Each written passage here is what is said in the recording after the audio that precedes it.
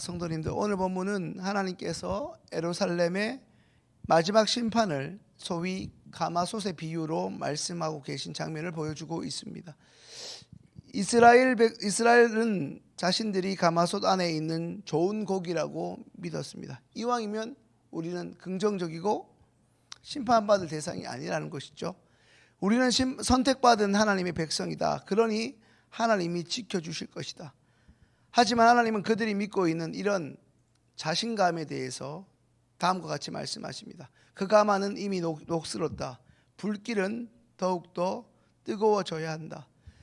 성도님들, 지난 월요일 새벽에 말씀드린 것처럼 겉으로 볼 때는 여전히 그들에게는 하나님께 매일 드리는 제사가 있었고 예루살렘 성전은 여전히 존재해 보였지만 사실 그 속은 썩어 문드러지는 온갖 죄와 우상으로 가득 차 있었습니다.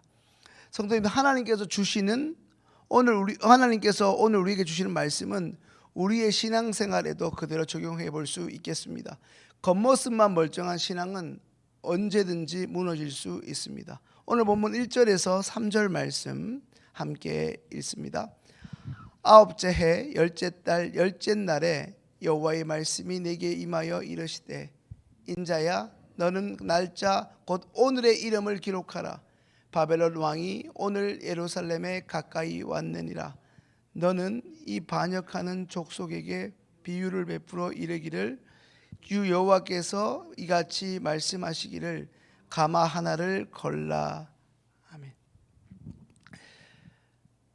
1절에서 3절에서도 말씀하고 에스겔 24장 전체에서도 말씀하지만 하나님의 심판은 결코 막연한, 마치 여기 계신 분들이 어릴 적 자녀들에게 읽어주었던 동화 속 이야기가 아닙니다. 오늘 본문 말씀은 정확한 연도와 날짜로 기록되어 있음을 확인할 수 있습니다. 하나님의 심판은 그저 막연하고 추상적인 경고가 아니라 우리의 실제 역사 속에서 존재했던 사건이었습니다. 요즘 흔히 하는 말로 팩트 그 자체였습니다. 하나님의 임재를 상징하는 예루살렘 성이 바벨론에 의해 포위되던 그날 하나님의 말씀은 현실로 성취되었습니다. 성도님들, 현실을 살아가는 우리의 신앙도 마찬가지입니다. 여전히 살아 역사하시는 하나님의 이 생명의 말씀을 무시하고 교회에 다니면서도 직분을 받았음에도 죄악 가운데 살아가면 하나님의 경고는 어느 날 갑자기 마치 도적같이 우리의 삶 속에서 우리가 원하지 않더라도 실제로 일어날 수밖에 없습니다. 언젠가 회개해야지. 회개하기 전에 갑자기, 그것도 오늘 당장 심판의 날이 임할 수 있습니다. 그러니 우리는 매 순간이 하나님의 심판이 도래할 수 있음을 기억하며 매일 매 순간 하루하루를 주님 앞에 깨어 있어야 합니다. 이제 4절에서 6절 말씀 함께 읽겠습니다. 건 후에 물을 붓고 양떼에서 한 마리를 골라 각을 뜨고 그 넓적다리와 어깨고기의 모든 좋은 덩이를 그 가운데에 모아 넣으며 고른 뼈를 가득히 담고 그 뼈를 위하여 가마 밑에 나무를 쌓아 놓고 잘 삶되 가마 속에 뼈가 무르도록 삶을지어다. 그러므로 주 여호와께서 이같이 말씀하셨느니라. 피를 흘린 성읍 녹슨 가마 곧 그 속에 녹을 없이 하지 아니한 가마여 화 있을진저 제비 뽑을 것도 없이 그 덩이를 하나하나 꺼낼지어다. 아멘. 성도님들, 이스라엘은 자신들이 좋은 고기라고 믿었다고 말씀드렸지요. 우리는 하나님께 예배드리는 선택받은 소위 선민, 택함받았다는 선민과 거룩한 백성의 성민이라는 것이죠. 그러나 그들에게 하나님은 말씀하십니다. 너희를 상징하는 그 고기는 이미 부패했고 너희를 둘러싸고 있는 가마는 녹슬었다고 말입니다. 성도님들, 이것이 겉과 속이 다른 신앙입니다. 겉으로는 우리는 지금도 예배를 드리고 있지만 예배드리는 우리의 속은 탐욕과 우상으로 가득 차 있습니다. 겉으로는 거룩한 모양이 있는 것처럼 보이지만 마음은 이미 세상의 죄와 세상과 이미 타협해 있습니다. 우리에게 익숙한 성경의 표현으로 이야기하자면 경건의 모양은 여전히 있는 것처럼 보일지 모르나 이미 경건의 능력은 사라져버린 지 오래입니다. 7절 말씀을 통해 하나님은 이렇게 말씀하십니다. 피가 그 가운데 있으며 피를 땅에 쏟아. 하나님은 당시 이스라엘이, 아니 오늘 이 말씀을 듣는 우리의 꽁꽁 숨겨둔 그 죄, 오랫동안 교묘히 감추어둔 죄악들을 모두 다 샅샅이 그리고 낱낱이 하나님의 때에 드러내실 것입니다. 성도님들, 혹시 숨길 수 없는 하나님 앞에 숨길 수 있다고 여기는 죄가 있습니까? 과연 그것이 가능하다고 여기십니까? 하나님 앞에 나아가면 무엇 하나 숨길 것 없이, 아니 오히려 우리가 발가벗은 것 같이 다 드러나게 마련입니다. 차라리 현명하고 지혜로운 성도라면 숨길 수 없는 하나님 앞에서 남김없이 회개하는 것이 참된 신앙일 것입니다. 이제 11절 말씀을 함께 읽습니다. 가마가 빈 후에는 숯불 위에 놓아 뜨겁게 하며 그 가마에 놋을 달궈서 그 속에 더러운 것을 녹게 하며 녹이 소멸되게 하라. 방금 읽은 11절 말씀에서 하나님은 예루살렘을 가마에 비유하시며 그 안을 비우고 불길을 더 세게 하라고 재촉하십니다. 성도님들, 하나님께서 구태여 이렇게까지 하시는 이유가 무엇입니까? 그것은 여전히 그들의 죄가 씻어지지 않았기 때문입니다. 성도님들, 여기에서 불은 크게 두 가지 의미입니다. 회개하지 않는 이에게 심판의 불이고, 회개하는 자에게는 더러운 것을 정결케 하는 정화의 불입니다. 오늘 우리가 삶 속에서 당하고 있는 몇 년째 이어지는 고난과 어려움은 심판의 도구입니까? 아니면 우리를 정결케 하는 정화의 도구입니까?